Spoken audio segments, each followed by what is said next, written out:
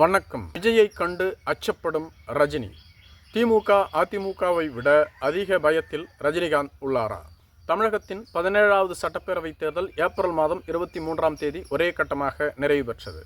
29ஆம் தேதி எக்ஸிட் போல் கருத்து கணிப்புகளினுடைய முடிவுகள் அறிவிக்கப்பட்டுள்ளது.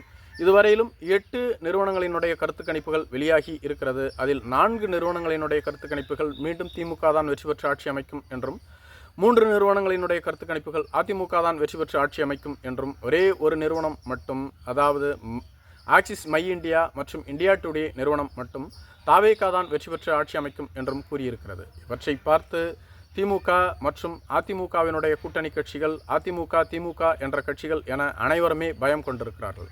குறிப்பாக திமுக கூட்டணியில் இருக்கக்கூடிய விசிகாவின் தலைவர் நேற்று ஒரு காணொலியை வெளியிட்டிருந்தார். அதில் அவரது பதட்டம் நன்கு புலப்பட்டிருந்தது. அதாவது தாவேகா வெற்றி பெற்று ஆட்சி அமைக்காது, மீண்டும் திமுக தான் வெற்றி பெற்று ஆட்சி அமைக்கும் என கூறியிருந்தாலும் கூட அவர் இந்த தேர்தலில் எதிர்கொண்ட சவால்களை குறிப்பிட்டிருந்தார். மேலும் தங்கள் கட்சிக்காரர்களே ஒரு சிலர் பணியாற்றவில்லை என்ற விரக்தியையும் குறிப்பிட்டிருந்தார்.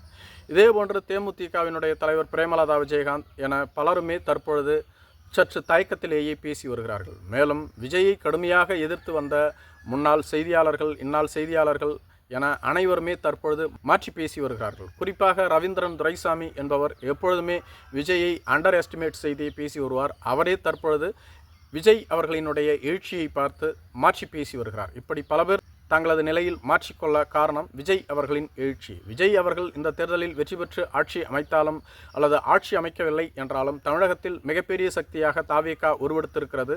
ஒருவேளை விஜய் வெற்றி பெற்று ஆட்சி அமைக்கவில்லை என்றால் கூட அவர் அதிமுக திமுகவிற்கு மாற்று என்பதை இங்கு நிரூபணம் செய்துவிட்டார். குறிப்பாக தேர்தலுக்கு முந்தைய கருத்து கணிப்புகளில் விஜய் அவர்களின் கட்சி 2லிருந்து 5 தொகுதிகளில் வெற்றி பெறும் என்றே பலர் கூறியிருந்தார்கள். தற்பொழுது அனைத்து நிறுவனங்களினுடைய கருத்து கணிப்புகளுமே விஜய் அவர்கள் 2 இலக்க தொகுதிகளில் வெற்றி பெறுவார் என்று கூறியிருக்கிறார்கள். மேலும் 20% அதிகமான வாக்குகளை பெறுவார் என்றும் கூறியிருக்கிறார்கள். இதுபோன்ற ஒரு நிலை எழுந்தாலே விஜய் மிகப்பெரிய சக்தியாக உருவெடுப்பார். காரணம், விஜயகாந்த், கமலஹாசன் போன்றவர்கள் கட்சியை தொடங்கினார்கள். அவர்களால் இந்த அளவிற்கு வாக்கு வங்கியை பெறவில்லை. விஜயகாந்த் கட்சியை தொடங்கினார். முதல் தேர்தலில் 234 தொகுதிகளிலுமே போட்டியிட்டு 8.5% வாக்கு வங்கியை பெற்றிருந்தார். அவரால் ஒரே ஒரு தொகுதியில் மட்டும், அவர் போட்டியிட்ட விருதாச்சலம் தொகுதியில் மட்டுமே வெற்றி பெற முடிந்திருந்தது. மற்ற தொகுதிகளில் தோல்வி அடைந்து விட்டார்கள்.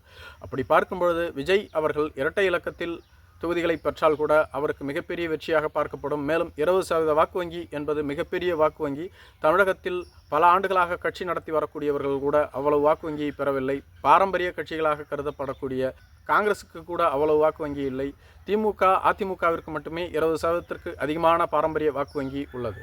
20% வாக்கு வங்கியை விஜய் பெற்றுவிட்டால் அவர் மிகப்பெரிய ஃபேக்டராக உருவெடுப்பார் என்பதில் மாற்று கருத்தில்லை. மேலும் நீண்டகாலமாக கட்சி நடத்தக்கூடிய சீமான் அவர்களே கடந்த தேர்தலில் தான் 8.5% வாக்கு வங்கியை பெற்றிருந்தார். முதல் தேர்தலிலேயே விஜய் இவ்வளவு வாக்கு வங்கியை பெற்றால் அது தமிழகத்தில் அங்கீகரிக்கப்பட்ட கட்சி என்ற நிலையை பெறும். மேலும் திமுக அதிமுகவிற்கு மாற்று சக்தி விஜய் என்று அனைவருக்குமே புலப்பட்டுவிடும்.